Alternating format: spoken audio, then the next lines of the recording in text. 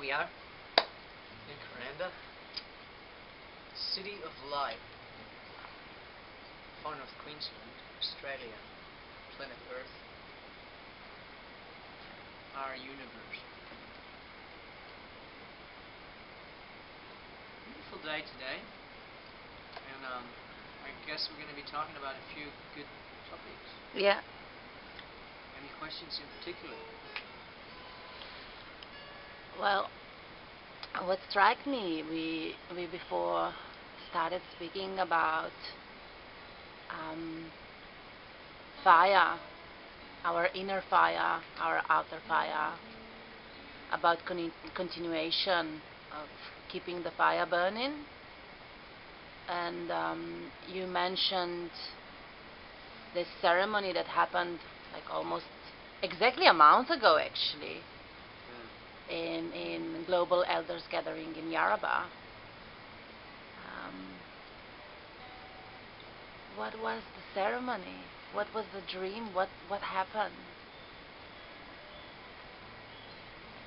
It's a very auspicious time, and a lot of people are aware of this. 2012 time being a very auspicious time to be alive. That's very true. There are amazing, unique things happening, coming from the ancient indigenous world that even our Hollywood productions can't even. Avatar came quite close. Stuff that we were recently engaged with, and many of us were quite deeply involved in the bringing together of the Global Elders Gathering in Australia during the Total Solar Eclipse that took place over far north Queensland. And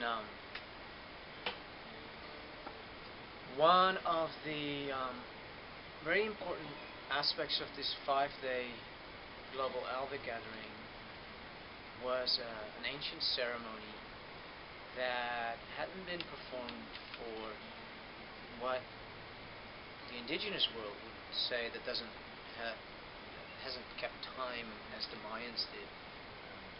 The indigenous world, Australia, would say a very old story, not just an old story. And when they speak of very old stories, we're talking about way beyond our conception of timekeeping, and roughly 30,000 years, just to pull a good number out of the air. The ceremony that was performed had to do with bringing back sacred fire from the sun. It was within the story keeping of Uncle Bob in Yarrabah. His story name is, his traditional name. To send a spirit out to the sun and bring something back to the people of this land that we would describe as profoundly spiritual. We gathered in Yarrabah for a 5-day Global Elder Gathering to bring forth visions for the new earth, to ask our elders to provide us with a message that we could put on a digital message they can travel around the world with, to actually create a complete message for the world, to do our part in the awakening process, to give our contribution to what we feel like is bringing into focus the vision of what the new earth really is about. We need to understand what's not working in the full spectrum, not just in one element, but in the full spectrum of what's not working, in order to know on an internal heart-based level and connect with that heart-based level a path forward. And I personally feel in my guardianship for Parapachamama Spirit of Earth that not only was I very privileged to be an intricate part of the ceremony and the dreaming that went into recovering and discovering what the ceremony really needed to be about. You know, we're talking about something that hadn't been performed for roughly 30,000 years, since the fall of Lemuria. 26,000 years is what most people will come to think about, and we're back into the Mayan timekeeping of 25,900 years. I was involved in bringing through some of the dreaming, and what ties this story to the Lemurian timekeeping is that we early on in our dreaming process of unfolding the story that was kept by Uncle Bob about the solar eclipse, about his story name. Very early on in the story we discovered that Lemurian seed quartz crystal had already been brought to far north Queensland, had been involved in so many different ceremonial practices, and would be the suitable container to store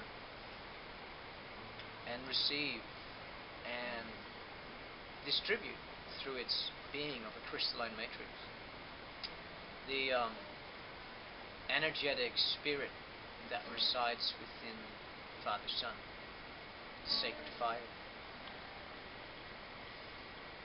On the day itself, Uncle Bob gathered on the beach. A predetermined ceremony was arranged. It was beautiful. The men were circling around Uncle Bob, standing on the soil of his ancestors. And during the window of the solar eclipse becoming full and facing out, the men stepped outward and the women stepped inward. And it was the women around the men at first to signify the old time cycle. And we've now entered into a new one where the men are to be in support of the women. It's very beautiful symbology. And yet, that was beautiful. The depth of the ceremony went way beyond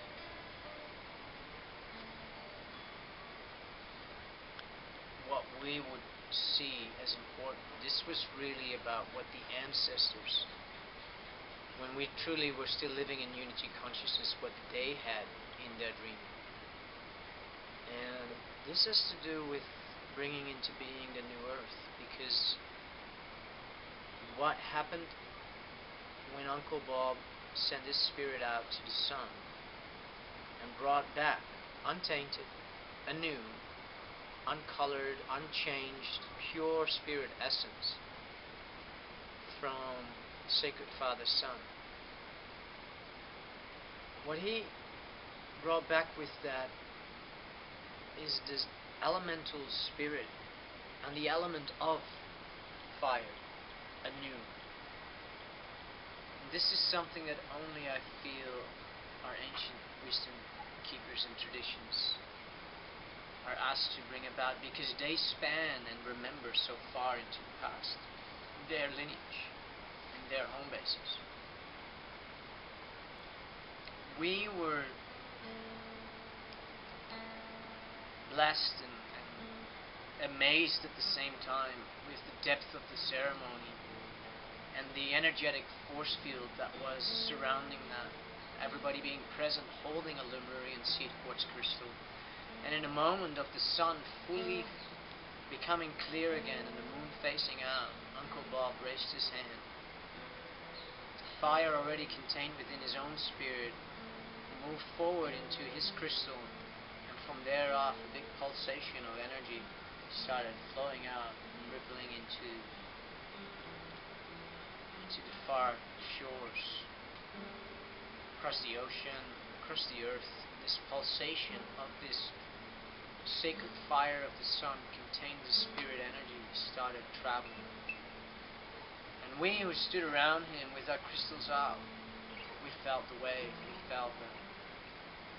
we felt that energetic pulse. For me, having been involved in quite a number of sort of metaphysical experiments, ceremonies, I don't think that I've ever really felt such a intensive pulsation of profoundly powerful energy literally hitting my hand because I was holding a crystal. What this means this time is that we are actually brought back by the ancient world, sacred fire, spirit fire, heart fire. And that's something unique. And I'd like to explore that. Because being in the knowledge of that this sacred fire has been brought down to the earth anew allows people to act and operate and work with a new level of fire. And what we'll find as we journey along into the following year is that all elemental spirit energies, earth, water, fire, all of them, that are known to the indigenous world to be an intrinsic part of their ceremonies and their way of life, they will all be restored anew.